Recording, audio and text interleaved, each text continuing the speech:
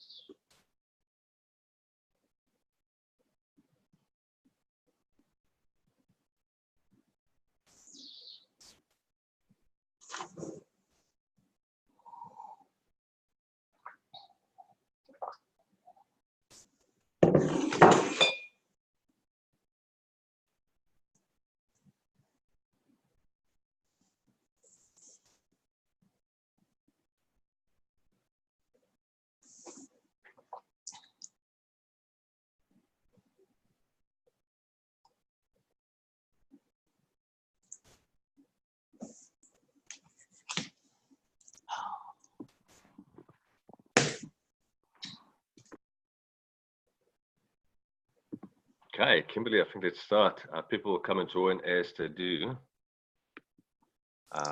Good. Well, thank you for joining us and welcome to the Free Book Club in Australia. Just a bit of background of us. We came to a point where being down under, we always found it really, really hard to match the time zones and be able to attend the UK-based course or the US-based course. So we've got about 70 odd members, and we choose a book a month and we try our best to complete it between 4 to 6 weeks.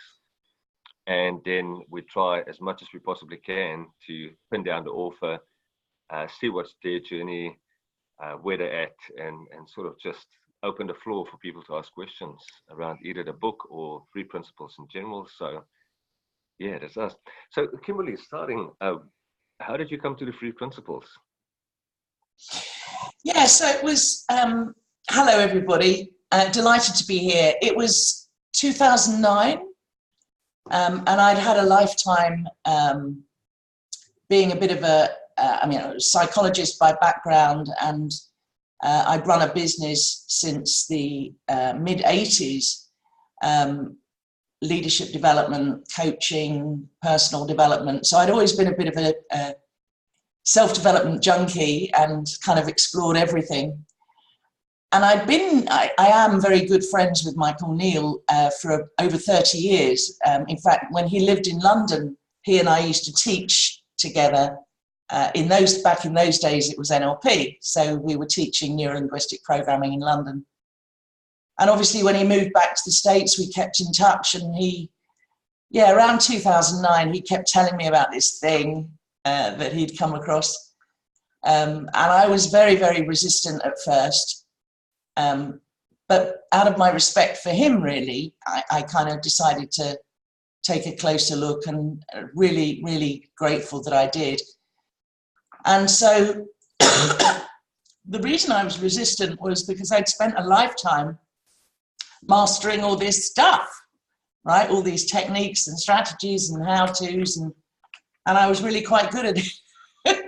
And I used to think of myself as like a Swiss Army knife. You know, it didn't matter what somebody came to me with. I had a tool that I could pull out and do this kind of ninja, fix them really, which is quite, I'm quite ashamed to say now. And so, so I started to look more deeply into it, and insights started coming. And there was probably, it's fair to say, there was a couple of years where there was this clunky transition between, the old stuff that I had been sharing and teaching, for years, and the three principles. So sometimes I'd kind of try and weave stuff together, but it didn't really work. And I can remember actually very, very clearly the exact moment I was teaching a workshop, and I just couldn't.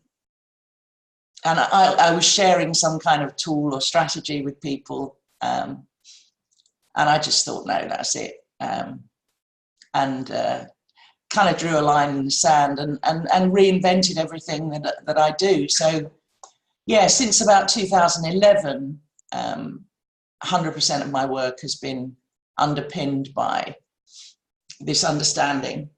So I run workshops called The Heart of Thriving, same as the book, and also weekend retreats called Going Deeper. And I have a number of, at any one time, a number of coaching clients. And I still do about, I guess it's about 20% of my work is with businesses and organizations, whereas it used to be 100%. So very much just kind of working with all sorts of groups and individuals. And delighted to say that my workshops and retreats are, attract more and more mental health professionals, GPs, general practitioners, psychotherapists, as well as business leaders and just people who want to have a richer, more wonderful life. Yeah, so that's where we find ourselves now. And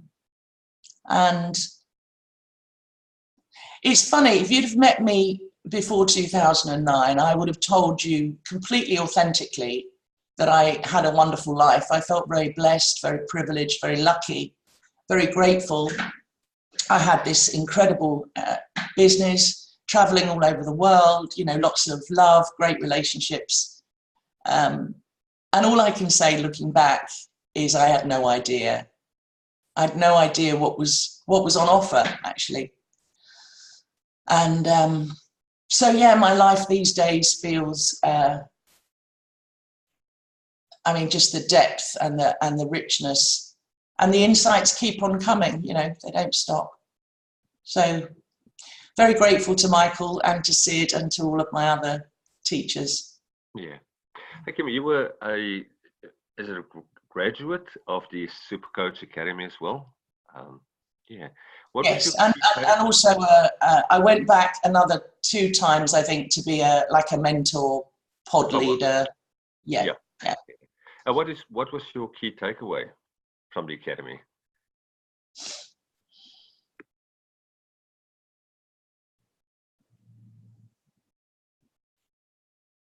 Oh, there wasn't one thing. I think it was all just part of that kind of tapestry of, I always think of this understanding as being like, because it's all insight based, rather than learning or information based. I think of those kinds of things like the academy and the kind of retreats that I run. I think of it like hanging out at the bus stop. So if insights are like buses, you're more likely to see a bus if you're hanging out at the bus stop. But so I can't think of any one thing from Super Coach Academy specifically, but it was just all part of a very rich kind of learning journey. Yes. And was there any specific insight that sort of flipped you over from almost want to say non-free P to a free P understanding or believer, if you understand what I mean? Was it that one key thing that did it for you?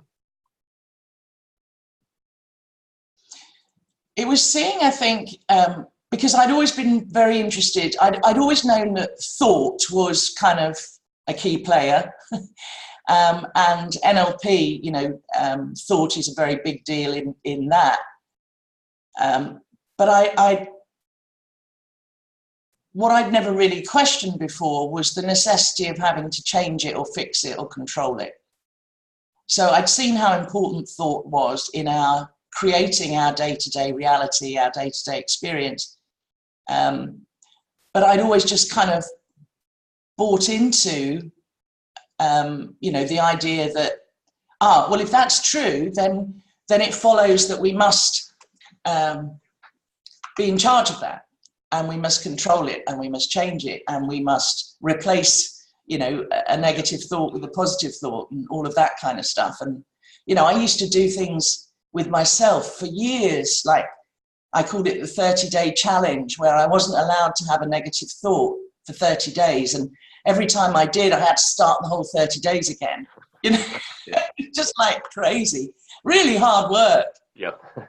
And so it was seeing that once we understand the nature of thought, once we realize that, we're the sky, not the clouds, to use that metaphor. Once we realize that we're the oven, not the biscuits, not the cookies that we bake, everything changed for me. And I saw that it wasn't necessary to change it or fix it. It was just necessary to see through it. Like,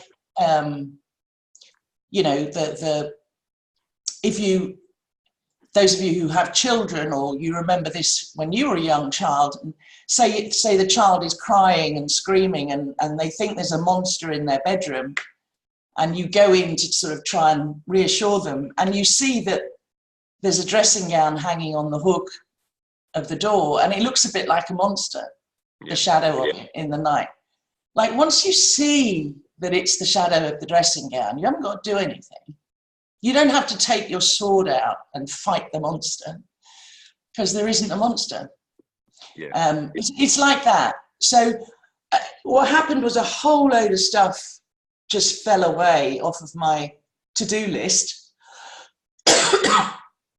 and I saw that my thoughts aren't me, and they're, not necessarily true. And also that they're just enormously transient. So I can feel, like it's the end of the world on a Monday, and I can feel, top of the world on Tuesday, and nothing's really changed. So I think those were some of my earliest ones, were about thought. And then gradually, more and more it became about who and what I really am underneath the thinking. Yeah, awesome. Kim, how did you get to write the book? How did that sort of creative power work for you? Was that a spur of the moment thing, or a big planning process? How did you get to that? No, well, I mean, I always think of this book as being a bit of a cheat, because it's actually just a series of blogs, as I say in the book. So I've written a blog for years and years and years, and, I thought, lots of people had said to me, I wish you'd publish these in a book. So that's what I did. So I took however many there are, 51, 52 of them, the idea of like one for a week, and just put a front cover on and a back cover on. So it was a piece of cake, because it was already written. And in fact, I have enough blogs now. I think I'm probably going to do another one. I love it. Because when I reread this one now, because this was 2016, as everybody does, as you would expect, I've kind of moved on. So there's some of the stuff in there I read and I think, oh no, but that's natural. Awesome. I've got one more question before I'll open up the floor for people to ask questions and get into it. Do you change the free principle conversation when you take it into the business landscape? And if so, what do you change in terms of language and terminology or metaphors and so on? It's funny. When I first started to, because my background is working in business with leaders and so on, so I felt I had a real advantage there, because I already understood the language, the vocabulary, the things that people were kind of focused on. I could sort of play that game, if you like. And so initially I was very conscious of dialing it down in business, especially what one might call the more spiritual parts of it. And then, and it was kind of a bit clunky, because actually it's a bit like, you know, you taking the engine out of it.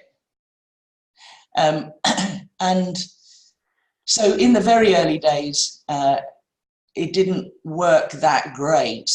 And the trouble with, you know, especially very short seminars or courses or workshops on this, you know, the danger is either people think they've got it and they haven't, yeah, or they just get terribly confused, and then it's over, you know. So I kind of took, again, I can remember, I was working with a very senior team of leaders in a retail organization, an international retail organization. And I kind of had my fuck it moment, and I thought, look, if I'm going to do this, I'm going to, you know, I'm going to give it what it deserves to have. So I you know, or not bother. Yeah. So I stopped dialing it down, and I kind of dialed it right back to what it actually is. And blow me down, people loved it 100 times more. Oh, wow. So, you know, it was a kind of, suddenly the power and the impact came back, which I'd been doing with my personal work, you know, the open ones where people came of their own volition. Yeah. But, you know, I just thought, I'm not going to pussyfoot around this anymore. If this is truth, and I believe it is, then I'm not gonna try and make it accessible. I'm not gonna make it business friendly. Yeah. Because these are people, right? You're right. Yeah. Exactly. Yeah. So since then, I just kind of go for it 100%, and it works much better. And, you know, because in business, as many of you may know, you know, a lot of that, people are wearing the mask, right? They've got the, you know, one of the chapters in the book is about the diamond and the horse shit and the nail varnish around the outside. And people in businesses very often, they're just so used to wearing this mask. And, you know, mouthing the words about the kind of things that they're really concerned about, like, you know, profitability and you know, market share and all of that.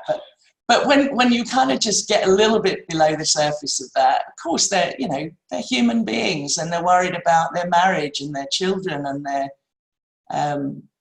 you know, their bouts of depression and their, you know, so very quickly it kind of gets very real, and I love that.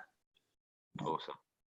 Kimberley, I'm going to open the floor to Justine, Rhonda, or Sarah, or anyone that want to ask a question or around a book or anything else. I'll take a back seat.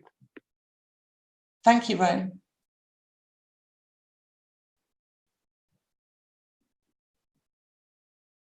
Lovely to see you all.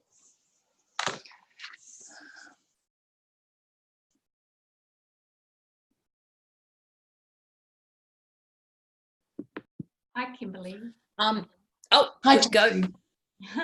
Sorry, Rhonda. It's funny because a couple of things that you said are like really relevant for me, in the sense that you said, oh, sometimes people get really confused. And I think that's where I am at the moment. I've been learning this for some months now, but yeah, I kind of get confused by thought, like that saying that it isn't the content of the thought that matters, it's that we think. Yeah, so I know this is not specifically about your book, but no, it doesn't matter. Enlighten me at all on that. That would be great. Yeah. Well, I don't know if this will help. I hope so. I'm going to go back to the oven and the biscuits as a metaphor. So if you imagine that the biscuits are the content of the thoughts that you have. So you're baking biscuits. We're all baking biscuits all day long. And sometimes we're not very, you know, we don't like the biscuits very much. perhaps they're too burned or not sweet enough or too sweet. So then the tendency is that we spend a lot of time focusing on the biscuits. And, oh, I hate these biscuits.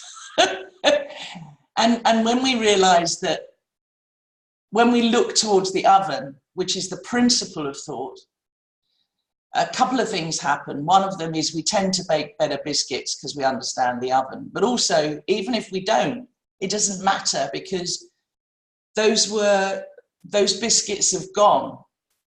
Like, we always have the capacity to bake a fresh batch.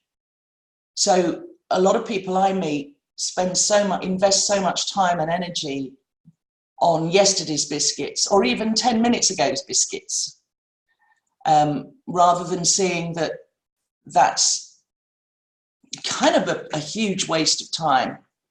And the only thing that matters is the ones you're baking right now, in a sense. So,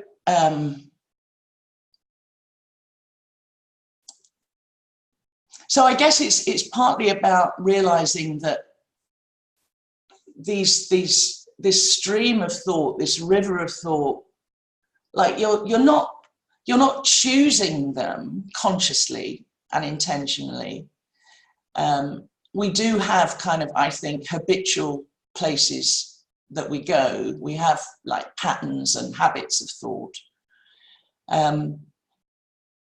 But when you see all of it as the shadow of the dressing gown, that looks a bit like a monster, we just don't take them so seriously. They stop having so much power and legs, and because we're not paying so much attention to the biscuits, mixing my metaphors terribly here, sorry, because we're not paying so much attention to the biscuits, those thoughts just pass by much more quickly and easily, and we are able to be open to the fresh, the new, it's almost like, where are you putting your attention? Are you putting your attention down here on burnt biscuits, or are you looking up and kind of having your aperture open to the unfamiliar, to the novel, to the fresh? I don't know if that makes any helps at all, Justine. Yeah, yes, it does, actually. And it's funny because I was looking back at your book just a little while ago, and I reread the chapter about the biscuits. And it's like, and I actually wrote a couple of things down from it. So that is helpful. But sorry, just before you come up with your next question, I just wanted to add to that. It's seeing that none of your thoughts mean ever that there's anything wrong with you. I think that's why we sometimes get, discombobulated by them, is we think they mean something about us. Yes. And I've seen more and more that, they really don't. A lot of it is just random noise. Mm. So it's worth kind of learning to distinguish between the noise and the insights that seem to be coming from somewhere else than that. Yeah. Anyway, go ahead. I think for me, more than thinking that they mean something about me, thoughts, if a thought is reflecting an actual situation, it's like, well, it's not just my thinking, it is the situation. So I think maybe that's partly where I'm getting kind of caught up in right. it. Because it is real, that's real, right? Yeah, well, there's certainly something going on. But it's realizing that you're only ever having a relationship with your thinking about it, not the thing itself. Yeah, yeah. So, which is why two people can go and see the same movie and one loves it and one hates it. Or, I don't know if you've ever interviewed witnesses to a road accident. like you would think there were 10 road accidents. Yeah. And also why the same event can happen to you on a Thursday and send you into a real spin, and on a Friday it's water off a duck's back. So yes, there's certainly a circumstance, a life event going on, but the only, your experience of it is coming through thought 100%. Yes. And that's, that's a game changer that has some very profound implications. And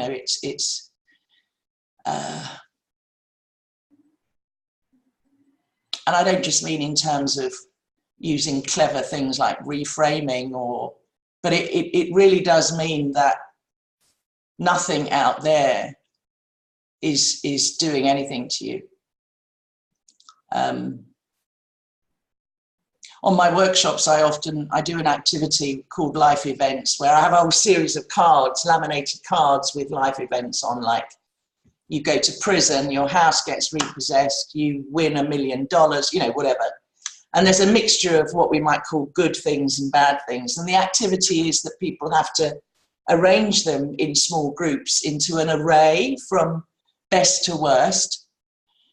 And then they get like one veto each. So they get to move one of them and say why.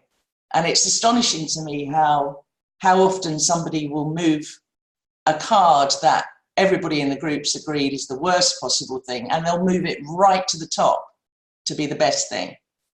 And it's just to kind of make the point that actually the events themselves are neutral. It is our meaning making that makes them either good or bad. Shakespeare said this, didn't he? Nothing is good or bad, but thinking makes it so. So yeah. But I wouldn't worry about being confused, Justin.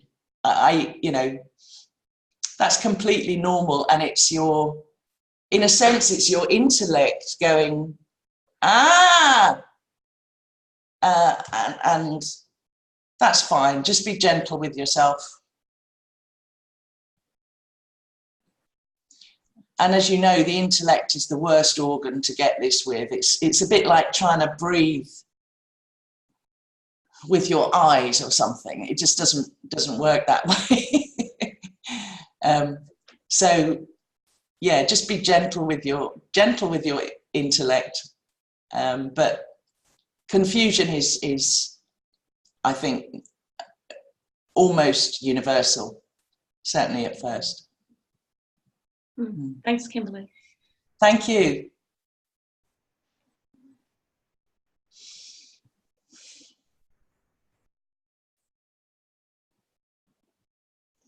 Rhonda, you look like you. Yeah. Hi, Kimberley. How are you? Hi, Rhonda. Very good. That's good. I really enjoyed your practical sort of way of explaining this. So many of the chapters I turned over and went, yes, that's, I really got a lot out of it. It was really good. I think you're really practical and funny, and just, yeah, I thought you did a really good job with that book, and so I'm really interested in, you saying from that book, moving on to what you're doing now, what changed for you from that book?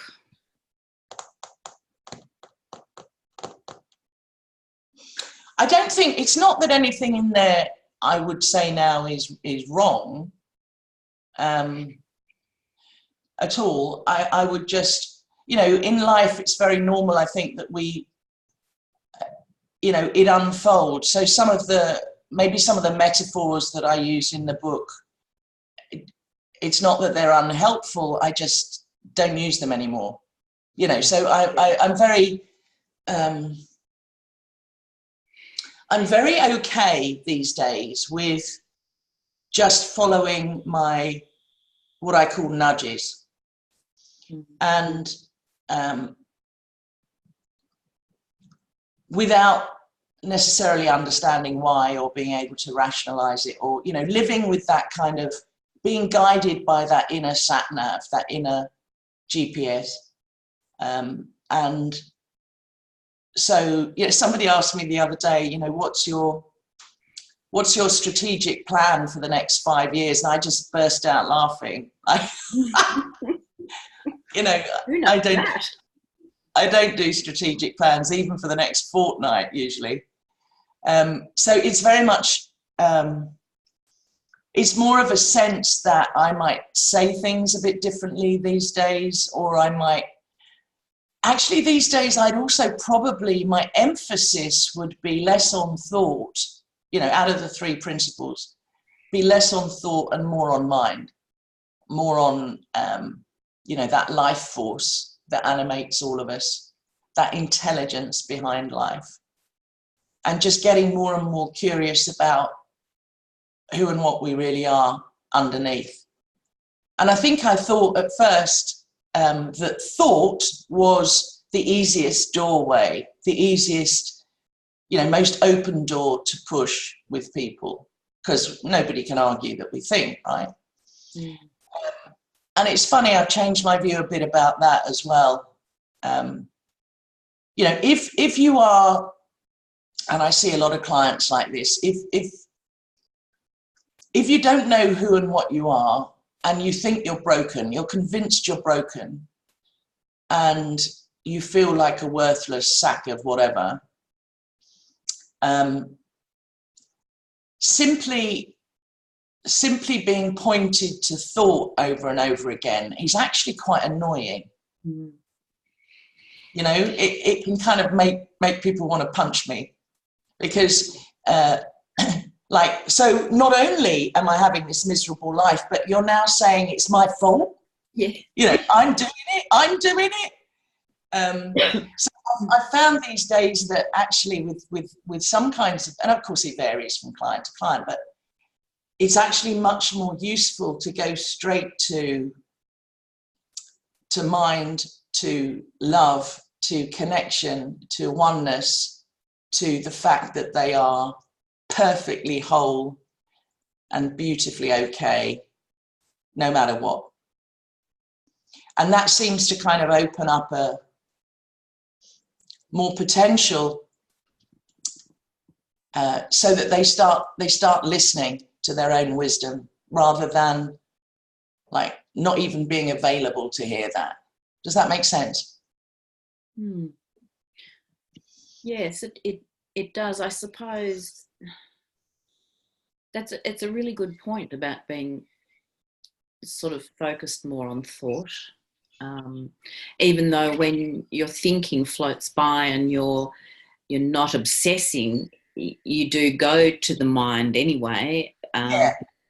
It's not as noticeable as the thoughts that are you know, there all the time. So yeah, and when we just, you know, fall back into that space within, as Michael Neal calls it. A friend of mine described it the other day as like leaning back into the fur of a huge purring cat. I love that. It's not like that for me, but I love that as a description. Yeah, and that, you know, seeing that space is always available and never goes anywhere. Yeah, well, I look forward to what you bring next, because I really enjoyed it. I have to say. Thank you. I really appreciate you saying that. So I have my first reader for the next book. Yay! Yes, that's me. Send it on. Oh, thank you. That's okay. Kimberley, I've always struggled with distinguishing thought from insight. What is your view on that? Yeah. I know what I've heard before is it comes with a different feeling, and it's just really hard for me to distinguish between the different types of thought, if any. Well, it's all thought first, right? Because that just happens to be like, that's the vehicle, that's the pipe that it comes down. So for me, it is a feeling thing.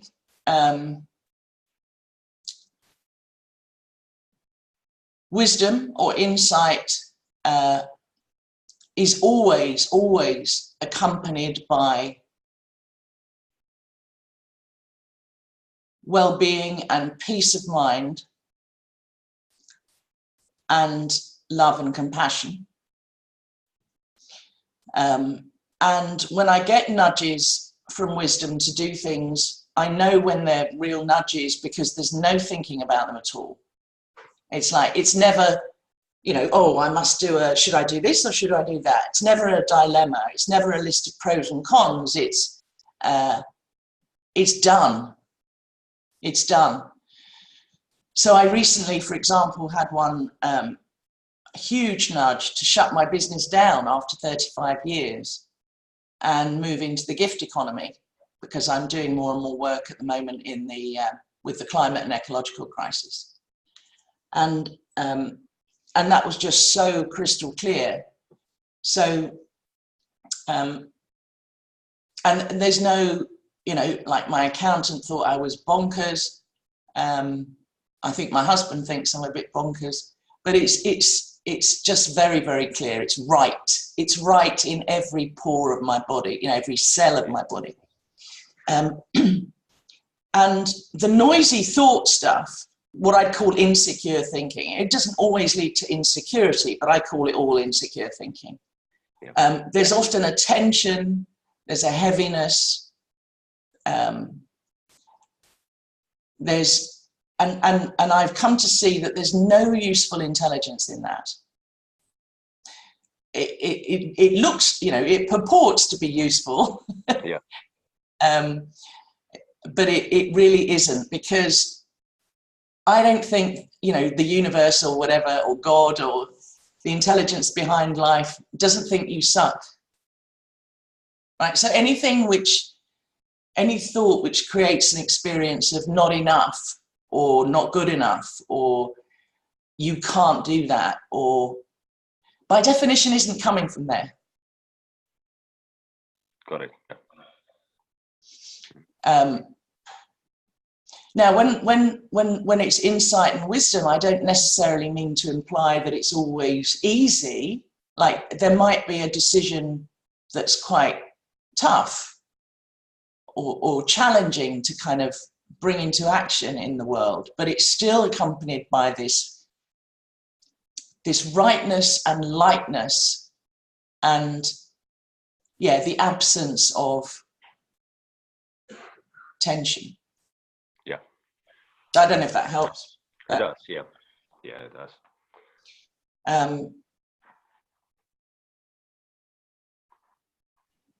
Yeah. And but it's all thought. It's all thought.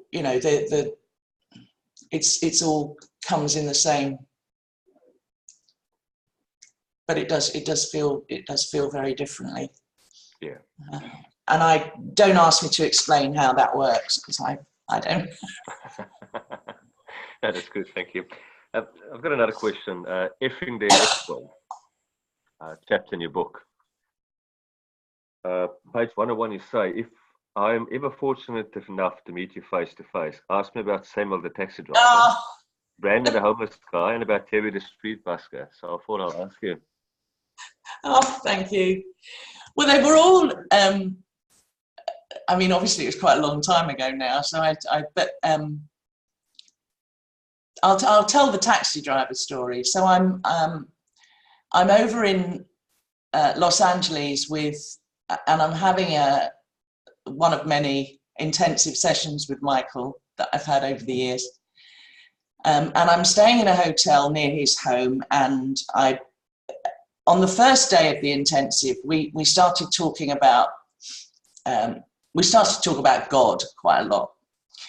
because I've always been staunchly anti-religion, you know, and like, oh no. But I see now, with the benefit of hindsight, actually always very spiritual, but I didn't kind of know that. I didn't call it that. Anyway, on the first day, he and I are having a conversation, and I was kind of struggling with, then I was saying, but I just don't, right, and you can see this wasn't wisdom, given what I just said, right? So this was noise. I said, I just can't see myself as a spiritual teacher, Michael. I'm not a spiritual teacher. I'm a teacher, but I can't be a spiritual teacher. That's just, it's too big. It's too much. And he was just laughing at me, which he usually does, very helpfully. And anyway, so this phrase, spiritual teacher, right? And then the next morning I get in a taxi to go back to his house from the hotel. And the taxi driver sort of looks round to ask me the address. And as he looks around, he does a kind of a double take and looks straight into my eyes. I'm not kidding, like real presence. And he says, "You're a spiritual teacher, aren't you?" And you could have, like, I thought first, like, I thought Michael had set it up, you know. But he hadn't. And in fact, this guy, we had a wonderful, he turned out to be from Iraq, and he was a Sufi, and we had a wonderful conversation. And in fact, I invited him in, and Michael gave him a copy of his book, and we all had a lovely cup of coffee. So that's that story. But there's just loads of those where, because I realized that before this understanding, I was hardly ever in the present moment. I didn't live much in the past. I didn't suffer from that, but the future, I was always in the future. I was always about the next thing and the next thing and the next thing. So I was hardly ever here. So one of the real gifts of this for me has been just showing up and not doing anything differently, just being there and being open to that incredible connection that, you know, that is just there naturally when we stop putting things up to get in the way of it. Yeah. Beautiful. Thank you. Thank you. Can I say something else? Please. I love that taxi driver story. It's fabulous. Yeah. It was quite freaky at the time. Yeah. But I also want to say I love what you were saying before about Taronda, about how, you know, you've experienced a bit of a shift, and for you, mind is more kind of present now in terms of the principles. Because I don't feel confused about that bit. That's really clear for me, you know, that who we really are is love and wisdom. And so yeah, I think just when you were saying that, I thought that's where I need to just spend my time, you know, so to speak, because, you know, I'm trying to share this with some people and I'm kind of getting caught up in the way I talk about thought, and I'm thinking it's clunky and whatever, and maybe I just need to kind of start with what feels really clear for me. Yes. Yeah. And it's interesting because mind is the thing that will do the heavy lifting. Yeah. You know, with that. So the more open our funnel is, or our aperture is, or the more, sometimes I think of it as, you know, that radio dial, the closer we are to the radio, tuned into the radio station, the more just the right things to say or ask or be with that particular person will just fall out of that moment. So it's not something that, yeah, you have to kind of plan for. But I think that's beautiful, Justine, yeah. Like, focus on, and, you know, the first generation teachers are always saying this, aren't they? You know, teach what you know. Yeah. and only what you know. And even if that's just a tiny, tiny, I mean, it sounds like a lot more for you, but even if it's just a tiny, tiny little glimpse, that has so much power in it if it's coming from truth. Yeah. So yeah, I think that's wonderful. And because this isn't an intellectual understanding, you know, who cares if they can't describe how thought works, and like all of that's just the words that we put around it. It's not the real deal. It's not the real thing. You know, like there's the principles, as I always think of it, like there's the truth with a capital T.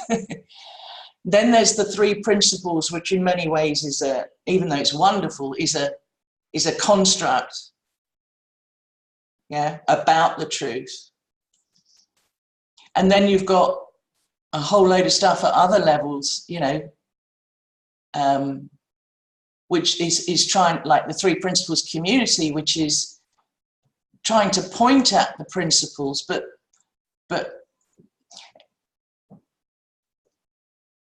it's that wonderful thing, and Michael Neal always used to say this to me, he used to say, you know, I'm pointing in a direction, but don't look at my finger, right? Look where I'm pointing.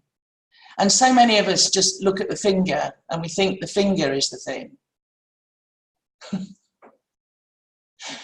Yeah. Hi, Kimberley.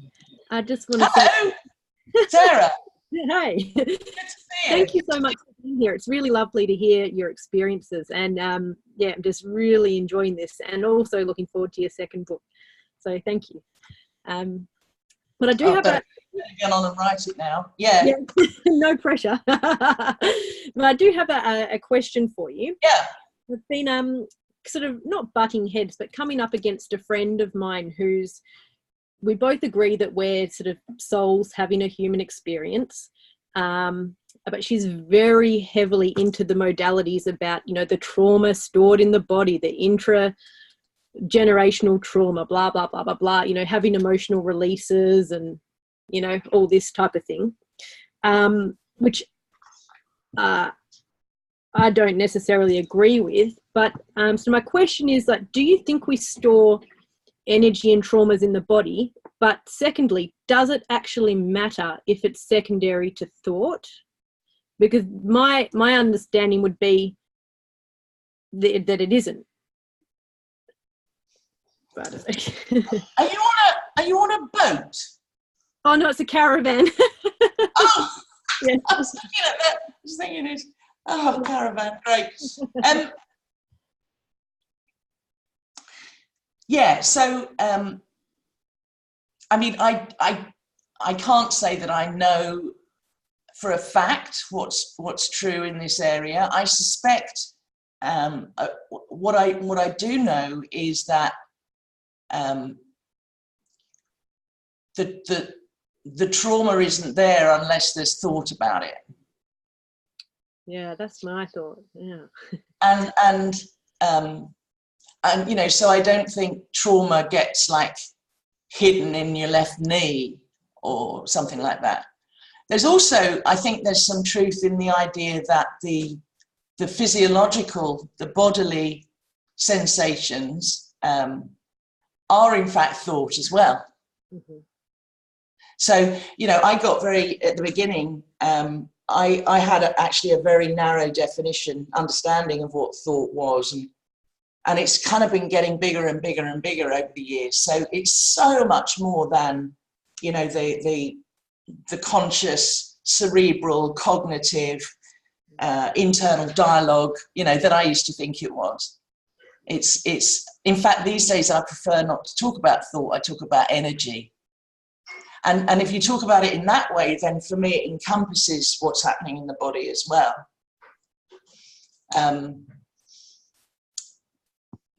So I think there's, but I don't think it's kind of, I don't believe that there are levels. You know, people talk often about very deep things that you know, I don't believe in that anymore. Mm-hmm. I think it's like, are you experiencing thought energy about that at the moment? And if you're not, it's not there. Does that kind of chime with your view? Or? Yeah, it does. Yeah, because I thought, mate, am I missing something? You know, am I barking up the wrong tree here? But yeah, because I'm not as well versed at articulating my views as she is. So sometimes I feel at a disadvantage because I can't. I'm like, so no, that's really yeah. And the other thing that I'm learning to do, and I still fall short of this sometimes, but is to be okay with, like, not having to win that. Yeah. Like, who cares? You know, in one way. Yeah. I don't feel like. Yeah. You know, and there's a way in which we want to kind of be right about these things, and you know, there's. It's funny. I've been all my life until this extremely confident and certain, and as my understanding of this deepens, you know, I'm more certain about a few things, but I'm actually less certain about most things. It's really weird. It's like I have less, like, well, maybe, who knows? And I'm kind of more and more okay with that. Mm-hmm. And I've got a good friend called Tim Freak, who's an English philosopher, and he makes up words all the time. I can't think of the word he made up for this at the moment, but it's that thing of both and rather than either or. And I think there's real value in that. Like, so, yeah. Sometimes I think the most important things in life are both and. Like, you know, are we spiritual beings having a human experience or the other way around? Well, both. You know, is light a wave or a particle? Well, both. and so, you know, and just learning to kind of hang out in the okayness of that. And again, it's the intellect or the egoic mind very often that wants to pin it down. Well, is it this or is it that? You know, and you know, make this. Yeah, I just thinking. I mean, I've not had this. I've only just realised this about myself in this call, but I realise I'm more and more comfortable with not knowing and not being so sure, not being so certain of everything, which makes me more curious. And also, I think, more loving, because I have, you know, I can remember times in the past where my certainty, it was more important to me to be right than to be in love with my friend. Mm-hmm. No, that's beautiful. Yeah. Thank you. You're so welcome. Yeah. Yeah. Enjoy your boat / caravan. Thanks. Thank you so much. It's a great question. I had a bit of an interesting, just talking about that kind of thing. When I first came across this, I had a bit of trauma in my personal family, and it had followed me for like 20 years, you know, reoccurring, the terrible feeling, blah, blah, blah. And I had an insight where the past, I just realised that what a waste, you know, the past is gone. And so it basically stopped that day. Never have had it again, except for once where my sister-in-law brought it up and she started talking about it, and I could feel myself slowly. Yeah, there you go. I thought, oh, it was me thinking about what she was saying and what she was doing, and it was just oh, Brilliant.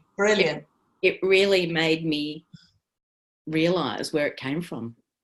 Yeah. So, That's so wonderful. Yeah, that's so wonderful. And I think it all comes from like that presupposition that it's all repressed and deep and buried, and it all comes from psychoanalytic theory, and we've just kind of swallowed that, I think, as a society, as a culture, more than we realise. And yeah, I just don't buy it anymore. No, I agree. Thank you. Everyone, we've got time for one more question. So whoever's free to go.